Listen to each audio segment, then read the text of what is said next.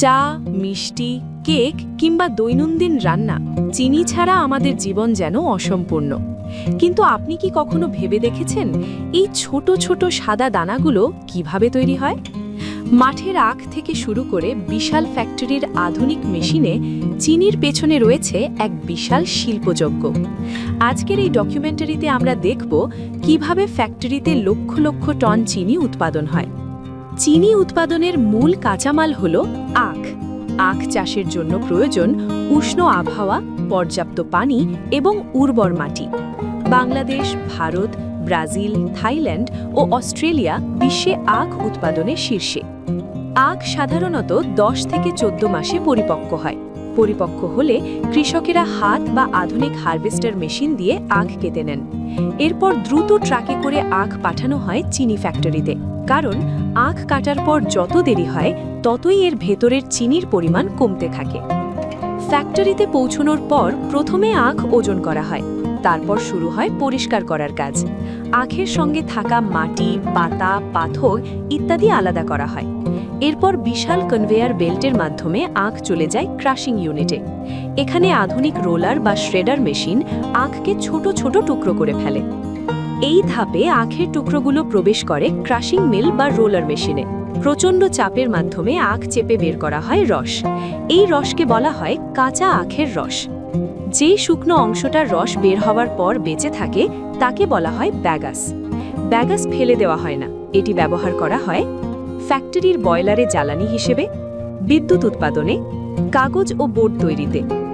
কাঁচা আখের রস দেখতে ঘোলা ও ময়লাযুক্ত, তাই একে পরিষ্কার করতে হয়। এই ধাপে রসে চুন, তাপ প্রয়োগ করা হয়। এর ফলে ময়লা ও অপ্রয়োজনীয় উপাদান জমে নিচে বসে যায়। উপরের পরিষ্কার রস আলাদা করে নেওয়া হয়, একে বলা হয় ক্লিয়ার জুস। পরিষ্কার রসের মধ্যে এখনও অনেক পানি থাকে, তাই একে পাঠানো হয় ইভ্যাপোরেটর মেশিনে। এই মেশিনে উচ্চ তাপে পানি বাষ্প হয়ে উড়ে যায়।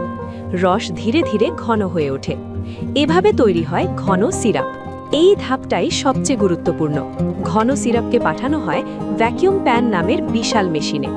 এখানে নির্দিষ্ট তাপমাত্রা, চাপ ও সময় নিয়ন্ত্রণ করে সিরাপের ভেতরে চিনির স্ফুটিক বা সুগার ক্রিস্টাল তৈরি করা হয়।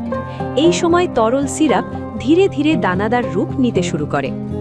এখন মিশ্রণটিকে দেওয়া হয় সেন্ট্রিফিউজ মেশিনে। এই মেশিন খুব দ্রুত ঘুরে চিনির দানা একদিকে, তরল অংশ মোলাসেস আলাদা করে দেয়। মোলাসেস ব্যবহার হয় অ্যালকোহল, ইথানল, পশুখাদ্য, শিল্প কারখানায়।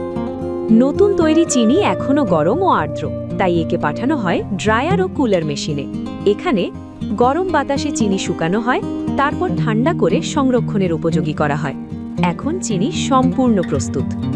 শুকনো চিনি প্রবেশ করে স্বয়ংক্রিয় প্যাকেজিং ইউনিটে। এখানে ওজন অনুযায়ী চিনি মাপা হয়, পলিব্যাগ বা বস্তায় ভরা হয়, সিল ও লেবেল লাগানো হয়। সবকিছু হয় প্রায় মানুষের হাত ছোঁয়া ছাড়াই।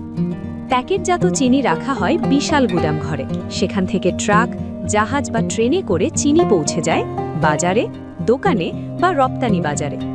একটি বড় চিনি ফ্যাক্টরি প্রতিদিন হাজার হাজার টন আখ প্রক্রিয়াজাত করে এবং বছরে লক্ষ লক্ষ টন চিনি উৎপাদন করে। মাঠের সবুজ আখ থেকে শুরু করে আমাদের চায়ের কাপ পর্যন্ত চিনির এই যাত্রা সহজ নয়। আধুনিক প্রযুক্তি, বিশাল মেশিন আর হাজারো মানুষের পরিশ্রমে তৈরি হয় এই মিষ্টি দানাগুলো।